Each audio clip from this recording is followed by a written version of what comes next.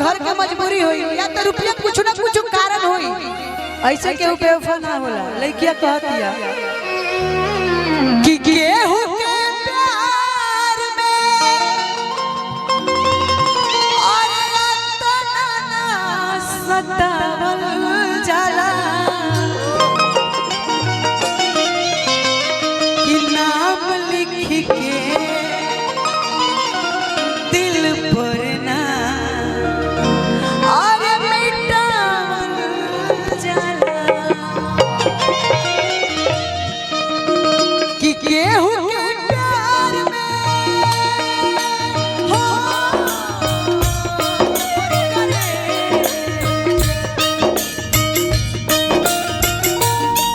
केहू के प्यार में इतना ना सतावल जाला, केहू के प्यार में इतना ना सतावल जाला, नाम लिख के दिल पर ना मिटावल जाला, नाम लिख के दिल पर ना मिटावल जाला। साजना तुम हमसे दूर रहे, क्या करते थे साजना तुम हमसे दूर रहे, छुप छुप के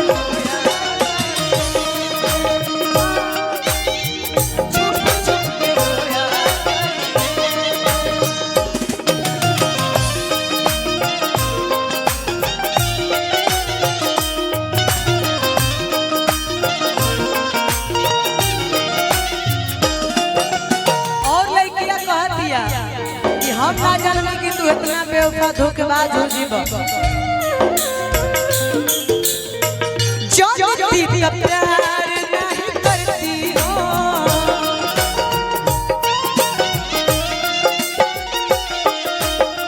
तोहरा पे राजा हम न मरती हो,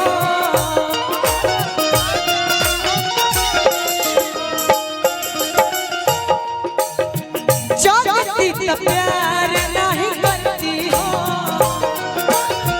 तोहरा पे राजा हम न मरती हो, कि बार के दीप ना और अपने से बुतावल जाला, बार के दीप ना अपने से बुतावल जाला, कि नाम लिख के दिल पर ना मिटावल जाला, नाम लिख के दिल पर ना मिटावल जाला। और लड़का कहता, लड़किया कहतिया कि करे जगह में बासा बड़ा और ये